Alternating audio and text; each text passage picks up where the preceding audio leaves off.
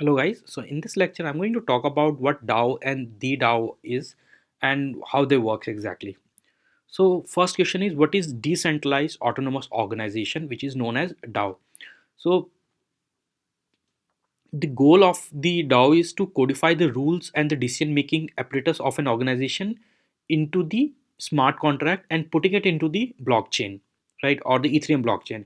Actually, this is being done to eliminate the need for the documents and the people in governing, creating a structure and the in a decentralized manner. So it's like this: when you have an organization, it generally has a board members, and on top of that, there are shareholders, right? And the board member appoints a CEO who actually had multiple people, or board also had certain other CXOs.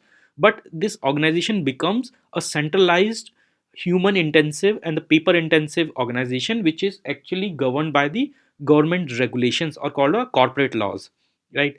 So DAO is the was the effort to decentralize the organization in such a way that the all decisions are being controlled by the token holder or the person who own the token, right? Without having a third party.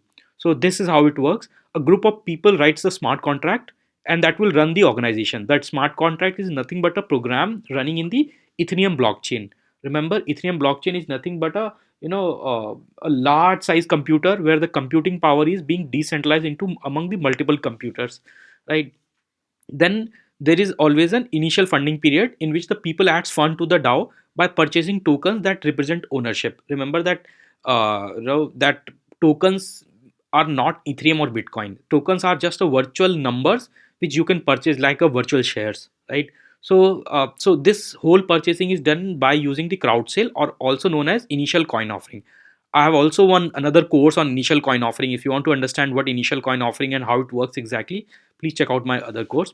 So in the initial coin offering, this whole fund is being collected in the form of the virtual currency. Remember, fund is not being collected in the real amount. So it's not the dollar or the pound or the euros in which the people are paying the money. The people will be paying the money in form of the ether or in form of the Bitcoin, right? So this is how you people will transfer the fund, and this fund will be collected as a part of the initial funding period. It can be a 28 days, it can be a 1 month, it's 60 days, whatever you prefer to have it.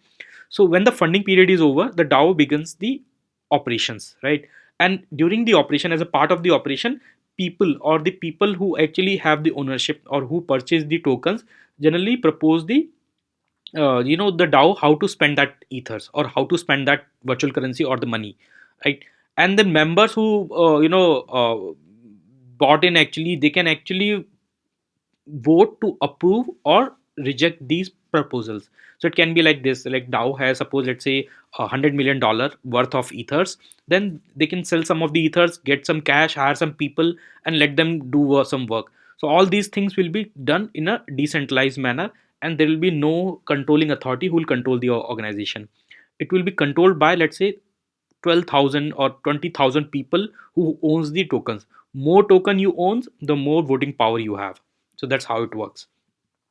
So now question is, what is the DAO?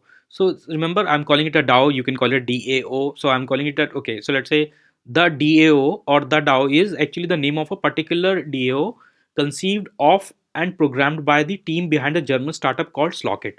So if you check out the website of this Slockit, it's actually a IoT and blockchain based smart locks, which allows you to log the documents, or sorry, log the particular infrastructure or office or apartment based on the using through the blockchain, right? So it's a mixture of IoT and blockchain, and these are the people who actually founded the company and actually are the people behind the DAO, right? So the DAO has been launched in 30th April 2016 with a 28 days of funding period.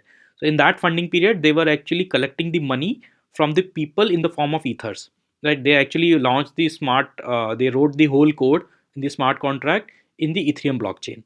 So for whatever reason, their DAO, the DAO was a very popular startup. It's called a startup as well, of course, as a virtual startup, and it raised $100 million by 15th May within 17 days.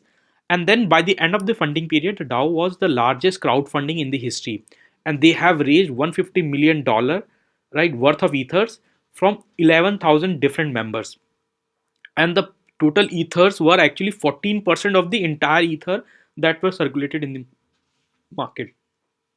So they were having around 14% of the ether inside the DAO. So DAO already became a very huge and successful crowd sale, right? And then this they now started talking about the how to the fund was used, how the fund can be used. So once the crowd sale was over, there was a much discussion on the first addressing the vulnerabilities before starting the fund proposal. There were a lot of security issues in the DAO, right? And people have pointed out many times, but the one person actually, pointed out this recursive call bug, right, on this article, as you can see here, right? This person.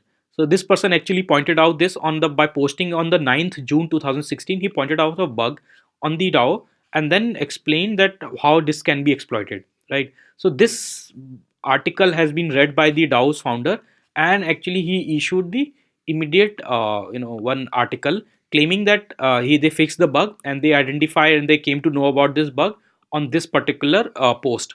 So this particular post was something that actually told them, okay, there was a bug and how this can be exploited, right? You can read about this. It's a very technical thing. Until unless you are aware of the smart contract programming language solidity, you will not be able to understand this.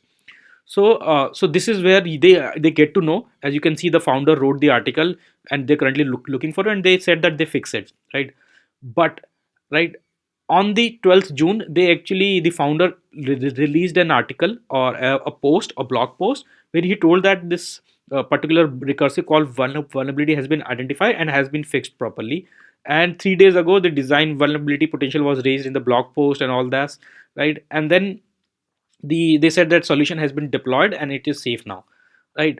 Then that's the DAO history. So what happens next, we'll talk to the next lecture. I'm sure you'll enjoy it. This is a very interesting story, and guys, don't miss out any lecture on this, and you will understand this the consequences of running a large autonomous organization without any regulations and authority, and how it can actually goes wrong, right? And what are the problems that can be created. So that's it for this lecture, sorry, and we'll continue in the next lecture. Thank you.